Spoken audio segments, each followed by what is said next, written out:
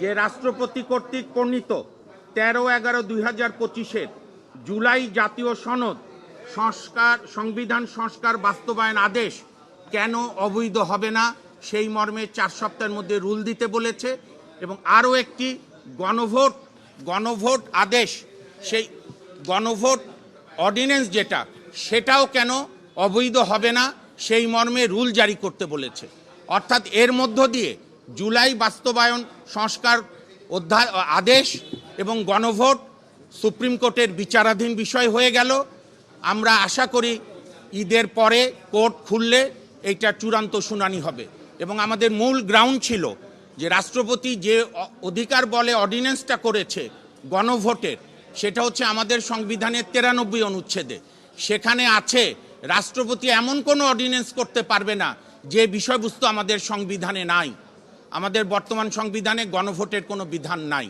আর আরেকটা আমরা যে বেসিক রিজনটা বলেছি, কোর্ট প্রাইমা ফেসি কনসিডার করেছে যে 1972 সালের পর থেকে, সংবিধান গৃহীত হওয়ার পর থেকে প্রেসিডেন্ট অর্ডার বলে কোনো কিছু আমাদের রাষ্ট্রের সাংবিধানিক কাঠামোতে নেই। কাজে দুটি কেন ইলিগাল হবে না এই মর্মে রুল দিয়েছে এবং এই দুইটি বিষয় এখন সর্বোচ্চ আদালতে বিচারাধীন।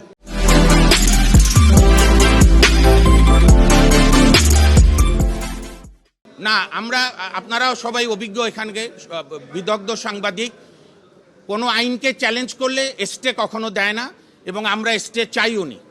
আমরা বলেছি, আমার ভাই যেটা জিজ্ঞেস করছেন, রুলের এক্সাক্ট টার্ম হচ্ছে জুলাই সংস্কার বাস্তবায়ন উইদিন ব্র্যাকেট সংস্কার আদেশ কেন অবৈধ হবে না এবং গণভোট অর্ডিন্যান্স কেন অবৈধ হবে না, যার মধ্য দিয়ে এই দুইটি বিষয় সর্বোচ্চ আদালতের বিচারাধীন থাকলো।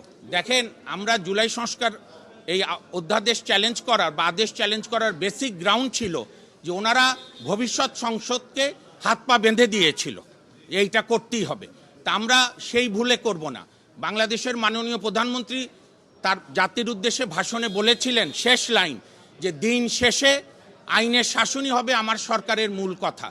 আমরা বিশ্বাস করি যে বর্তমান সরকার এবং সংসদ রুল অফ ল প্রতিষ্ঠা করার জন্য যা যা প্রয়োজনীয় মনে করেন তারা করবেন। সেইটা আমরা ডিলিট করে দিয়েছি, কারণ মেইন অধ্যাদেশটার উপরে রুল হলে, যদি আমরা রুলে ইনশাল্লাহ বিজয়ী হই, তখন তো শপথ টপথ সবই বাতিল হয়ে যাবে। মেইন অধ্যাদেশকে আমরা সহজ বাংলায় আমরা জুলাই সংস্কার শর্টকাটে আদেশ এবং গণভোট এই দুটির প্রোপ্রাইটি চ্যালেঞ্জ করেছি। এই দুইটি সংবিধানের সঙ্গে সাংঘর্ষিক, কারণ বিগত সরকার 106 অনুচ্ছেদে সুপ্রিম কোর্টের অ্যাডভাইস নিয়ে 8ই আগস্ট তারা সাংবিধানিকভাবে ওত নিয়েছে।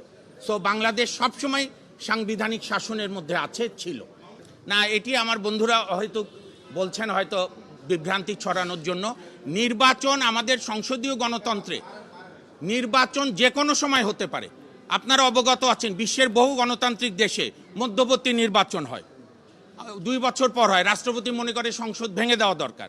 এইখানে পৃথিবীর কোনো সংবিধানে, আমি একজন সাংবিধানিক আইনের ছাত্র হিসাবে, কোনো সংবিধানে আমি দেখিনি যে কোনো দেশের প্রধানমন্ত্রী পালিয়ে গেলে সেই দেশে কি হয়। আপনার সুন্দর প্রশ্নের জন্য ধন্যবাদ। গণ আন্দোলন, গণ অভ্যুত্থান জুলাইতেই প্রথম না। আমরা আমাদের ছাত্র জীবনে 90 তো গণ অভ্যুত্থান করেছি না, সেটা না থাকলেও জনতার আন্দোলনে পরে সেটাকে রেটিফাই করেছে। আরেকটা বিষয় আমরা ক্লিয়ার করে দেই, আমি একজন আইনজীবী হিসাবে এবং আমাদের রিট পিটিশনার, আমরা কোনো অবস্থাতেই সংস্কারের বিরুদ্ধে না। আমরা পর্যাপ্ত সংস্কার চাই, সংবিধানের, গণমাধ্যমের, বিচার বিভাগের, নির্বাহী বিভাগ, পুলিশ, কিন্তু সেটি হতে হবে বৈধ আইনি কাঠামোর মধ্যে, নাহলে সবই ভেস্তে যাবে। এবং নির্বাচনের সঙ্গে এর কোনো দ্বন্দ্ব নেই। আমরা অন্তর্বর্তী সরকারকেও চ্যালেঞ্জ করিনি, তারা তো সংবিধানের 106 প্রধান আপিল বিভাগের অ্যাডভাইস নিয়ে ওত নিয়েছে সংবিধান রক্ষা করবে। আমরা সেটাকেই এগিয়ে নিয়ে আসি। আমরা তো ওই আদেশের আমরা তো ওই আদেশের পুরাটা চ্যালেঞ্জ করি না। আমরা তো ওই আদেশের, আপনি সুন্দর প্রশ্ন করেছেন, আমরা তো ওই আদেশের সমস্ত আদেশ চ্যালেঞ্জ করিনি। আমরা সেকশন 3 যেটাই গণভোট হয়েছে, সেকশন 3